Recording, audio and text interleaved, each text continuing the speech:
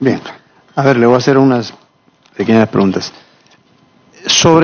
Tengo referencia que son 11 las observaciones que usted presentaba y que incluso tengo acá en mi poder las 11.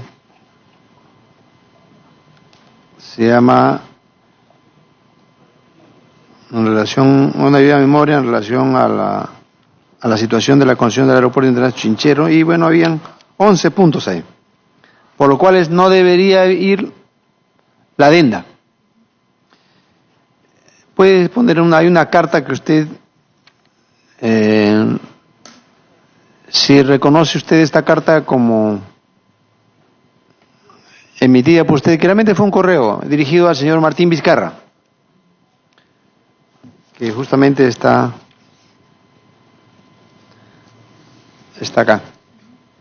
Es la misma, ¿no? Donde usted le dice al señor Martín Vizcarra, ministro de Transportes, de parte de Patricia Benavente, el día 22 de diciembre 2016, a las 4:22 de la tarde,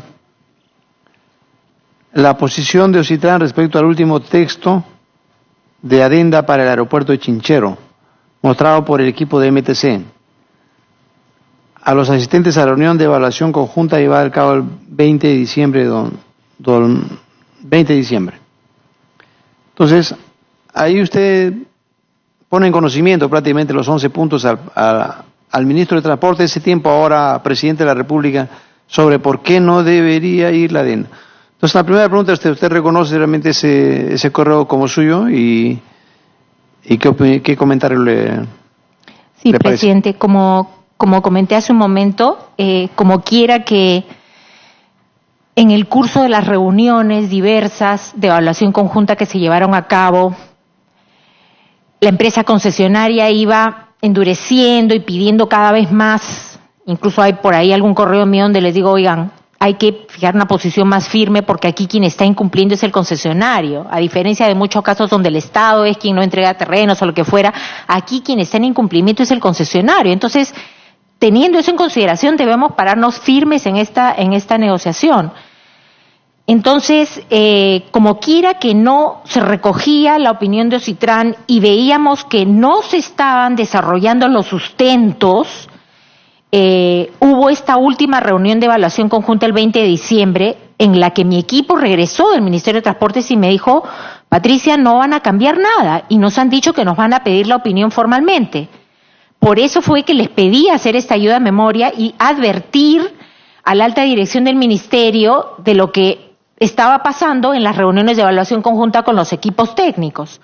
Entonces, Manuel Carrillo, que era el gerente de regulación, envía esto al director de concesiones, a la viceministra, al director del MEF, en fin, a diversas personas. Como no contestaron, yo reenvié esto al ministro y a otros funcionarios, ¿no?, del Estado. Porque en verdad yo en ninguna reunión de evaluación conjunta vi al ministro presente. Entonces, lo que quisimos fue poner en su conocimiento esto de manera previa, ¿no? Perdón. Bueno, en conclusión, el señor Martín Vizcarra, ministro de Transportes, tenía pleno conocimiento de lo que usted manifiesta acá en su carta, ¿no? De que en los términos en los que ha sido presentado por el concesionario generaría un perjuicio económico al concedente. Habla usted de la etapa 1, 2, 3 y también en el tema del contrato de concesión, nuevamente insiste que debe acreditar que cuenta con fuentes de financiamiento, etcétera, ¿no? Lo que en términos concretos, la propuesta de adenda considera modificar el mecanismo de pago de la subetapa 2. Lo que nos habló de los 264 millones, etcétera, que al final era usted lo ha denominado como un tema de una oferta agresiva y temeraria, ¿no? Entonces, también, bueno, ahí veo que habla ya, después pasa a identificar los siguientes problemas. traslación del riesgo de obtención de financiamiento del concesionario hacia el Estado. Que no le parecía que lo que era 70-30 o 30-70 ahora pues vayan a un 80-20, ¿no? Ya lo advertía. Prácticamente es una obra ya pública, ¿no? Los riesgos ya los asume el Estado. Menciona acá también veo que no se incluyó la posibilidad de la ejecución conjunta de ambas fianzas, que fue recomendación del MEF y de Ocitran. O sea, dice, el riesgo de culminación de la obra se ha trasladado del concesionario al Estado. Y también habla del monto de adelanto y riesgo sesgo de pago. Entonces, nuevamente explica usted todo el tema de lo que significa que lo hayan llevado también hasta esto lo llevaron hasta un 22.06% específicamente, ¿no? Y el debilitamiento del esquema de APPs, o sea, desnaturalización prácticamente de todo este contrato de APPs, ¿no? Porque ha pasado a ser una obra pública. Y solamente para terminar esto, porque esto debe quedar claro, dice, tanto el MEC como Citran advirtieron la necesidad de hacerlo. En términos generales, el último texto de la adenda discutido no ofrece una sustentación técnica de los cambios desde la perspectiva del Estado, lo que hablaba de técnico legal, ¿no? Que es la parte con quien el concesionario ha incumplido la obligación de obtener el cierre financiero. En ese escenario, un cambio del contrato de tal magnitud generaría un precedente grave en el sistema de APP del país. Y como información adicional manifiesta lo siguiente, en punto 4, perfil financiero de la empresa consorciada, AIH, vale decir de Andino Investment Holding. El concesionario está conformado por dos socios, Andino Investment Holding, AIH, y Corporación América, que cuentan cada uno con el 50% de participación accionaria. Al respecto, AIH presenta un deterioro sustancial en su capacidad de generar caja para afrontar sus obligaciones. Esto ha determinado que Fitch Rating clasificara de riesgo internacional, califique el riesgo de su deuda a futuro con una nota de B, lo cual corresponde a una calificación de altamente especulativo. Incluso anexan el documento, ¿no? Entonces, esto realmente le advirtieron al ministro de Transportes y Comunicaciones de ese tiempo, el señor Martín Vizcarra, y sin embargo, ya vimos después, se fue con luz verde con la adenda, ¿no? Entonces, ahora quería realmente poner en ese escenario y me piden una pregunta de congresista Miyashiro. Sí, señor presidente, usted ha dado lectura más o menos a los 11 puntos, pero mi capacidad es otra. Yo quisiera escucharla a la misma expresidenta de la OCERNAN, qué significa en un lenguaje coloquial, disculpe usted mi ignorancia, mis limitaciones, pero se le pudiera alcanzar para que cada uno de los puntos lo diga en un mensaje coloquial con la finalidad de que personas que no son técnicamente conocedoras puedan entender cada uno de los puntos que me parece sumamente grave mencionados en el memorándum. Gracias, bien, señor presidente. Señora Benavente, tiene usted la palabra para que lo exprese, manifieste en términos coloquiales. Sí, no se preocupe, hay una sofisticación financiera que también a mí me cuesta mucho procesar. Pero, a ver, en términos sencillos, lo que dijimos como Citran, los órganos de línea, y yo en mi caso que apoyé la opinión de los órganos técnicos de Citran, fue que el proyecto de adenda estaba, en primer lugar, trasladando el riesgo financiero al Estado. El Estado, por definición, tiene recursos escasos. Entonces, requiere necesariamente el concurso de inversionistas privados para poder acortar las brechas de infraestructura que tenemos en una serie de temas, incluyendo la infraestructura de transportes.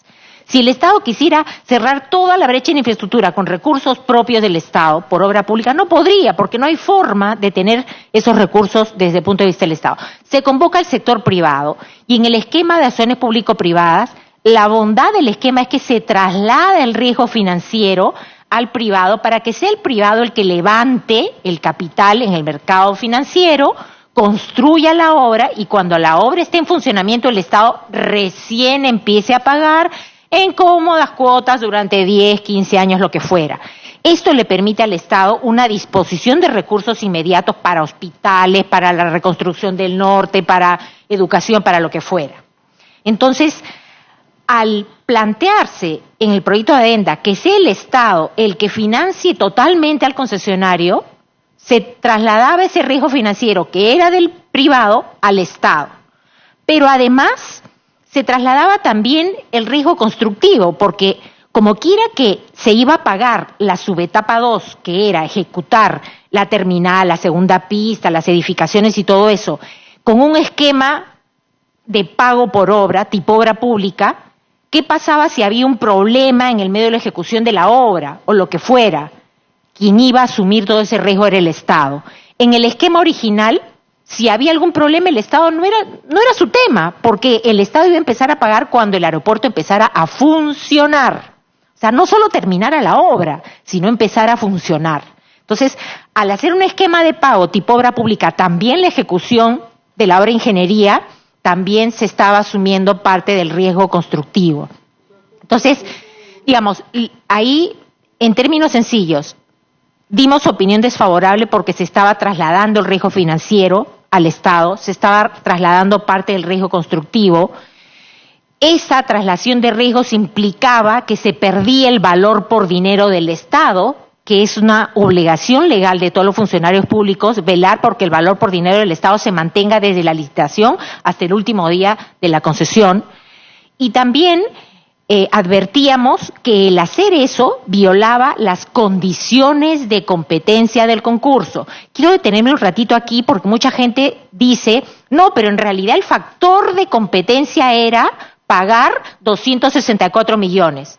La ley no dice que no se viole el factor de competencia, va mucho más allá y dice que no se violen las condiciones de competencia. Porque efectivamente, con la adenda, el Estado no iba a pagar más de esos 260 y tantos millones. Sin embargo, esos 260 y tantos millones ya no se iban a pagar cuando cuando el aeropuerto empiece a operar, sino desde el día mismo en que se empezara la ejecución de la obra. El dinero del Estado tiene un costo de oportunidad y no es el mismo costo de oportunidad de nosotros, es un costo de oportunidad más alto porque las necesidades del Estado son urgentes. Entonces, ese cálculo también desequilibraba, digamos, la ecuación económico-financiera del contrato. Entonces, fueron todas estas advertencias que se hicieron en la opinión técnica de OCITRAN, y lo que nosotros dijimos es, si tú cambias las condiciones de competencia, eventualmente otros postores te pueden incluso demandar, porque te pueden decir, si tú me hubieras ofrecido darme ese adelanto de 40 millones, que con costos financieros y todo llegaba a 50, ¿no? A los 30 días de firmar la adenda, yo por supuesto que te hubiera hecho otra oferta. Te hubieran podido demandar y eventualmente te hubieran ganado, ¿no? Entonces se hicieron esas advertencias en la opinión técnica de OCITRAN. Efectivamente. Para que diga si tuvo la necesidad de enviar las actas de las sesiones de los días 18 y 20 de enero de 2017 por vía notarial a los señores Dahmer Lira y Balbuena Vela. Según correos electrónicos, ¿se llegó a enviar las actas por vía notarial? Sí, señor presidente, gracias por la pregunta. Sí, fíjense, yo voy a ser muy clara con esto. Luego de que se produce la interpelación y todo eso, salieron algunos funcionarios del gobierno y me atacaron y dijeron cosas de mí que realmente me afectaron mucho. Una de esas cosas fue que yo había grabado subrepticiamente la sesión. Quiero dejar bien claro que jamás sería capaz de grabar subrepticiamente a nadie. Soy una persona que le ha dado mi vida entera, prácticamente, de trabajo en el Estado. Creo firmemente, como mujer de leyes que soy, en que hay que cumplir el marco legal y en que hay que actuar en beneficio del Estado. La razón por la que grabamos esa sesión, no las grabábamos siempre, eso es cierto. La razón por que con el equipo decidimos que se grabe esa sesión y se les dijo a los directores que la sesión estaba siendo grabada, yo misma lo dije, y el ingeniero Dahmer lo reconoció en una entrevista que le hicieron en Caretas, que efectivamente se les había advertido, fue porque en una de las primeras sesiones en las que él estuvo presente, ya cuando lo nombran al director Ocitrán, estábamos discutiendo un tema y recibía constantemente llamadas. Entonces le dije, ¿qué pasa, ingeniero? Lo están llamando del ministerio. Y me dijo, sí, ya les he dicho que no puedo. Entonces, a partir de ahí, la verdad ya tuvimos dudas o preocupaciones respecto a su nivel de imparcialidad y dijimos, va a venir lo de Chinchero, va a ser todo un tema, mejor hay que grabar la sesión y guardar riguroso detalle de lo que se dijo, de lo que no se dijo, para tener un acta que nos deje a todos tranquilos. Entonces, el 18 se puso la grabadora y yo dije, por si acaso la sesión está siendo grabada. Adicionalmente, el 19 se mandó un correo y se dijo, les recuerdo que la sesión está siendo grabada, la sesión continua. Pensábamos que no íbamos a tener ningún problema, pero cuando el secretario de actas envía las actas a los directores, mandaron correo electrónico pidiendo que se elimine lo que habían dicho y que se ponga cosas que en verdad no habían dicho. Ellos pidieron que se les entregue el audio de la sesión, se les entregó el 1 de marzo, y a pesar de eso no quisieron suscribir el acta, como quiera que había medios, desde congresistas, medios que nos estaban pidiendo, queremos el acta de la sesión.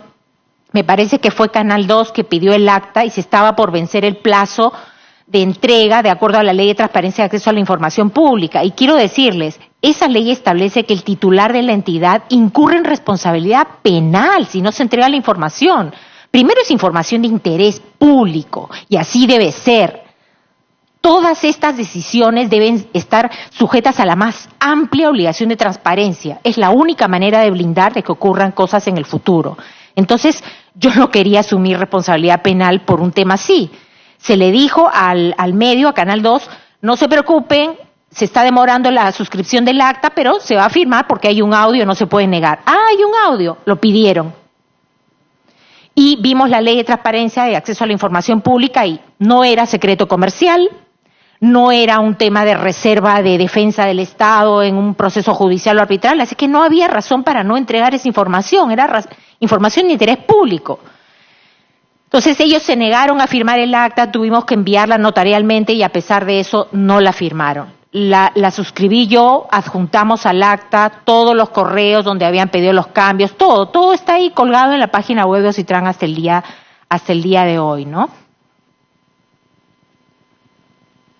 Para que relate las circunstancias por las cuales los señores Dahmer, Lira y Balbuena Vela se negaron a firmar las actas de las sesiones 18 y 20 de enero de 2017, porque estos directores quisieron agregar palabras y frases que no se dijeron en las sesiones. Para que diga si finalmente las actas fueron firmadas, nos dice que no, por los directores Dahmer, Lira y Balbuena, conforme a la transcripción del audio, o se optó por incluir las frases no pronunciadas en las sesiones del 18 y 20 de enero de 2017. Sé que usted como que no aceptó, pero nos podría decir. Sí, presidente, fíjese, tanto yo, mi calidad de presidenta en ese momento, y el secretario de actas, les dijeron claramente que de acuerdo a la directiva de funcionamiento del Consejo Directivo, uno no podía negarse a suscribir un acta. Además, había un audio que corroboraba textualmente que lo que se había incluido en el acta era lo que cada uno había dicho. Y es más, se les entregó un cuadro comparativo donde se ponía lo que de verdad dijeron y lo que ellos querían que se cambiara. Entonces, se negaron a firmar y en mi caso firmé las actas y las colgamos y entregamos toda la información de acuerdo a lo que establece la ley. ¿Qué frases querían que agregue? Si no me equivoco, querían que se ponga... A ver, el acuerdo unánime al que se arribó el 18 de enero de 2017 en el Consejo fue dar opinión unánime desfavorable. Puse como testigo al equipo y ellos estuvieron de acuerdo. Sin embargo, el 20 cambiaron eso y decidieron dar opinión favorable a la adenda. Entonces, querían que se ponga, que cuando ellos habían dicho, creo que pidieron que se ponga la frase hay que ser más flexible o algo así, ahorita no me acuerdo, está en el cuadro comparativo que está en el acta, pero como le digo, pidieron que se pongan palabras que en verdad no habían dicho y que de alguna manera se difumine un poco cómo fue la sesión, ¿no? Entonces no era posible, ni yo iba a firmar algo que no era cierto, ni el secretario tampoco iba a hacer un acta que no recogiera la verdad, ¿no?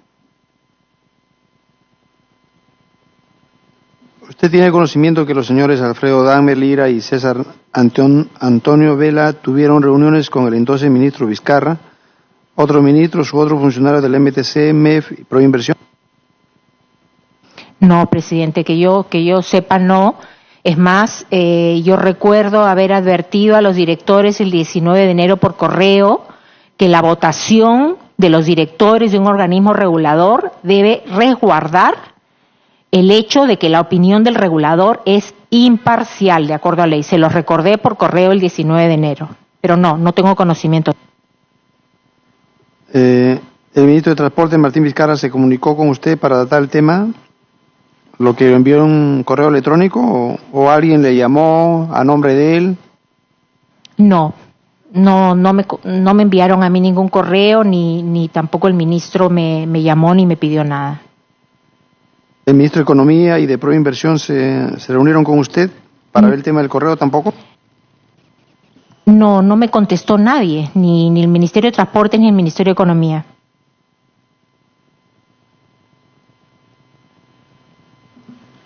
Aquí tenemos lo que le querían poner, o sea, la primera acta quería modificar de la misma reunión, pero con otras palabras, ¿no? Por ejemplo, el señor Balbuena señaló que al parecer los riesgos los quiere asumir el Estado, ¿correcto? Al respecto, el señor Dahmer manifestó que siendo un tema tan importante y en su opinión habiendo un área gris, creía que deben verse todas las cosas que necesariamente hay que cambiar en el proyecto de adenda, tales como no dar un adelanto más allá de lo que se va a utilizar las cartas fianzas que protejan al Estado y los aspectos en los que tiene que dar opinión el MEF, como el valor por dinero y el impacto. ¿Correcto? Sí, presidente, fíjese, en el caso del señor Balbuena era todavía más complicado y se lo advertí y le dije, tú has estado en el directorio cuando hemos dado opinión favorable sobre la versión final del contrato y cuando advertimos en los numerales 105 a 109 cómo es que se calculaba la tasa. Entonces, que ahora tú des opinión favorable a una adenda que se sustenta en que nunca se fijó la tasa y no hay claridad y el Estado entonces tiene que financiar, es una contradicción contigo mismo. Yo se lo advertí expresamente eso.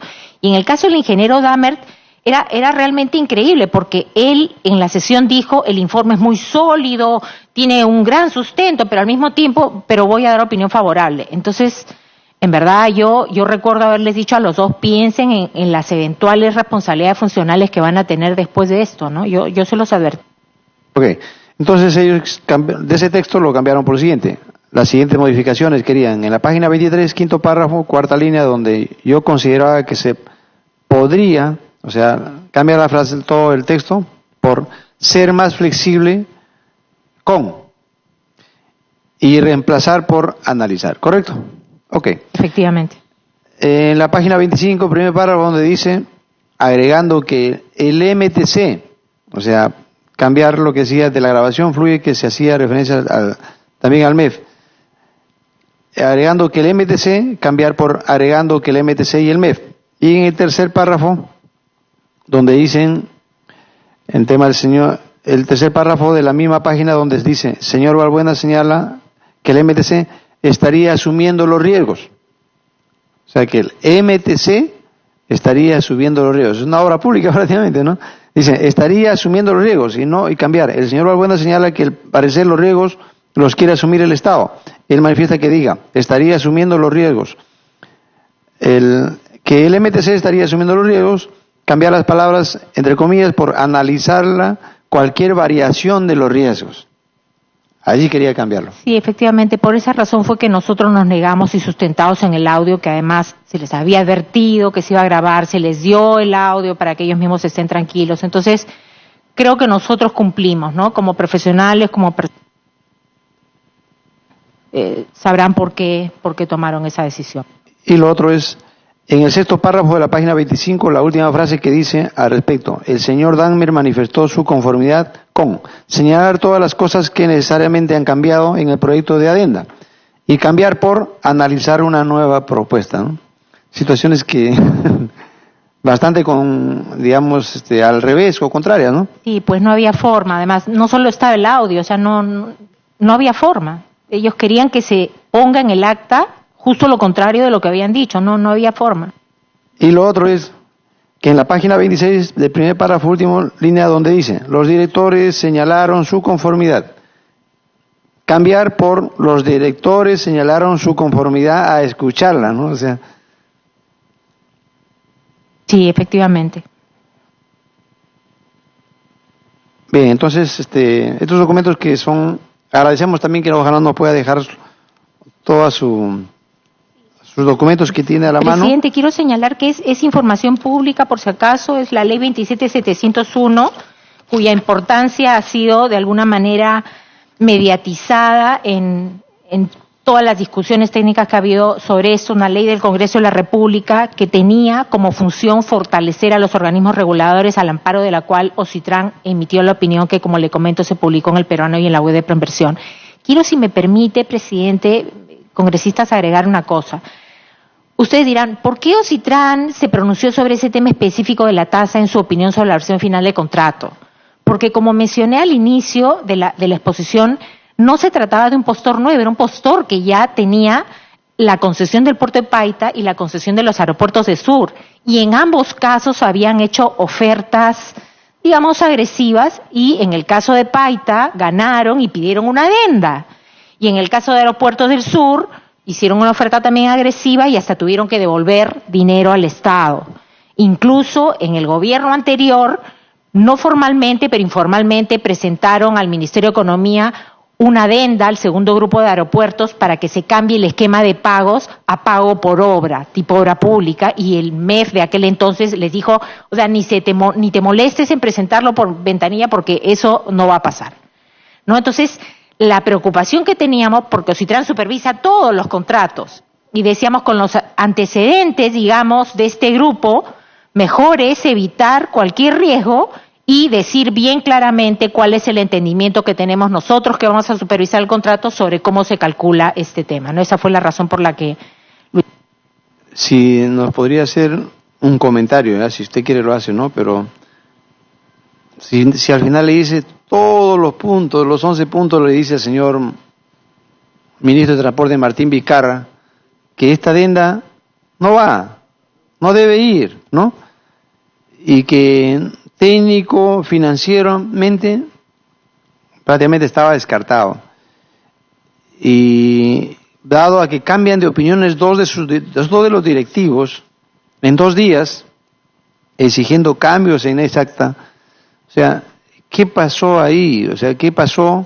¿Por qué el señor ministro de Transporte Martín Vizcarra en ese tiempo, ahora presidente de la República, haya decidido por ir con esa adenda?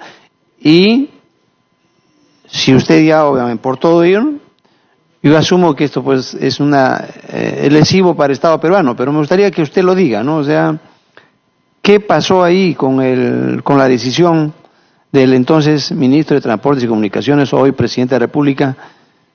Y bueno, al final se dio la adenda, ¿no? Entonces... A ver, presidente, que la adenda tal como fue planteada en nuestra opinión era perjudicial para el Estado, lo dijimos, tanto los órganos de línea como yo en mi voto discordante. Yo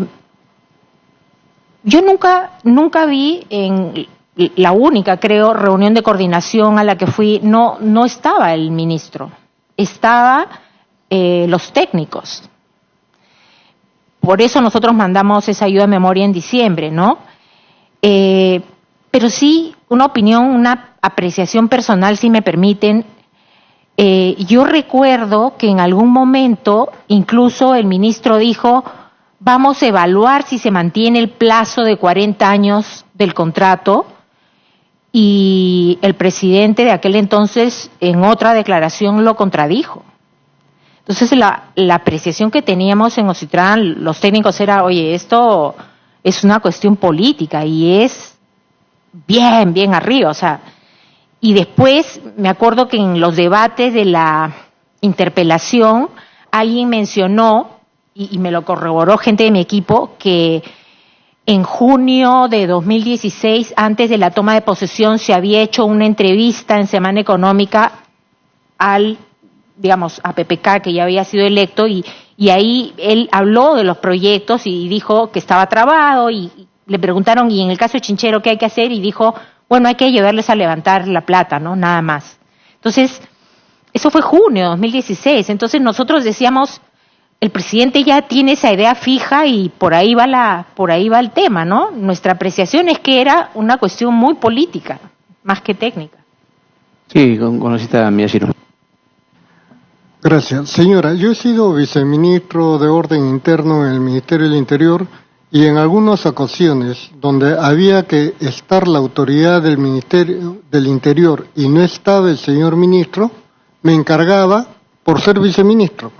La pregunta que le quiero hacer, cuando había esas reuniones, ¿en algún momento participó la viceministra Molinelli? ¿O en las reuniones de trabajo, del comité, etcétera? A ver, en la única a la que yo fui no estuvo. Estaba el director de concesiones de aquel entonces, Jaco Rosas. Pero en alguna otra reunión en la que ha ido mi equipo me comentaron que en una sí estuvo la viceministra, ¿no? Ahora, en el ministerio hay dos subsectores, subsector transporte, subsector comunicaciones. Y el viceministerio de transportes tiene a su cargo la articulación con las direcciones generales. Entonces, y otra cosa que, si me permiten, yo en todos los años de experiencia nunca he visto a ministros o firmando contratos o firmando adendas. O sea, normalmente firman los viceministros. Pero claro, esta firma se sustenta legalmente en, digamos, el rol que tienen los viceministros de articular con las direcciones de línea de su subsector. En el caso de transportes, participaba la Dirección General de Concesiones en Transporte, la Dirección General de Aeronáutica Civil, la Dirección General de Asesoría Jurídica. Todos ellos eran articulados por el viceministerio para poder para poder sustentar, digamos, esa adenda, ¿no? Pero, como le digo, yo nunca vi al ministro en una reunión y a la señora Molinelli yo no, pero mi equipo en una. Lo que nos queda claro es de que con su documento, el ministro de Transportes y Comunicaciones de ese tiempo, el señor Martín Vizcarra, tenía pleno conocimiento de los 11 puntos por los cuales no debería ir una adenda. Eso nos queda claro con el correo que usted le envió. Y bueno, por nuestra parte, no sé si hubiera otra pregunta, congresista Oliva, algo.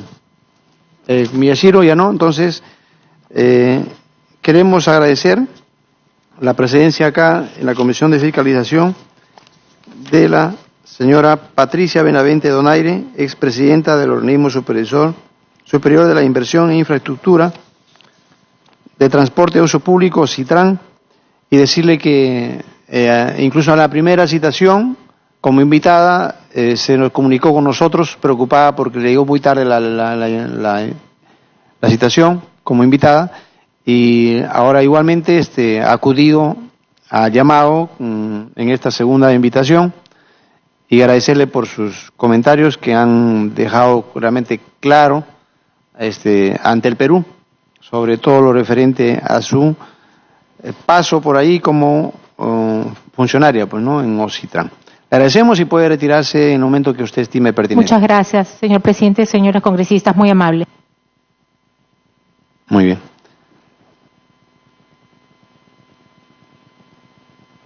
Bien, ahí termina, de esta manera termina la intervención de la señora Patricia Benavente. Vamos a invitar quien fue al exministro de Economía, fue presidenta de... Alfredo Torne, secretario técnico, por favor. Va a ingresar Alfredo Torne, exministro de Economía.